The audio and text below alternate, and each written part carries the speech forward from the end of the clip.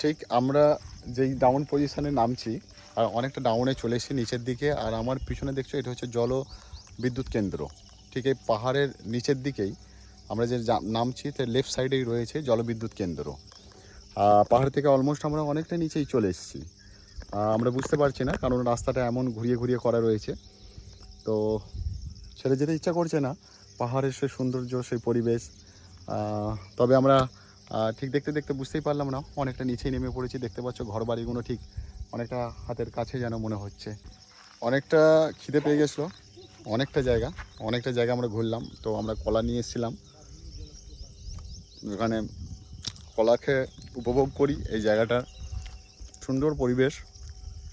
তোমাদের কি বলবো, যতটা বলবো ততটা কম, যতটা বলবো ততটাই কম। আমাদের এই যে প্রাকৃতিক সৌন্দর্যতা আমাদের ঈশ্বর আমাদের মানুষের জন্য তৈরি করে দিয়ে গেছেন। আমরা যদি সেই উপভোগটা না করি তাহলে ভেবে দেখো তাহলে কারা উপভোগ করবে? গরু ছাগলরা। সামান্য সামান্য খরচায় তোমরা কিন্তু ঘুরে যেতে পারো। অনেকে আবার এই কথা বললে বলবে অনেক টাকা খরচা হবে। সামান্য টাকায় ঘুরে যেতে পারো এই আমাদের অযোধ্যা পাহাড়, পুরুলিয়ার অযোধ্যা পাহাড়। যাই হোক, খুব খুব ভালো লাগছে। বারবার একটা কথা মুখ থেকে বেরিয়ে যাচ্ছে যে ভালো লাগছে। ভালো লাগার জিনিসকে মানুষরা বারবার তাকে ভালো বলে ফেলে, ঠিক আছে? তো অলমোস্ট অনেকটা নিচে চলে এসেছি, তোমাদের ভিডিওতে যেটা দেখালাম।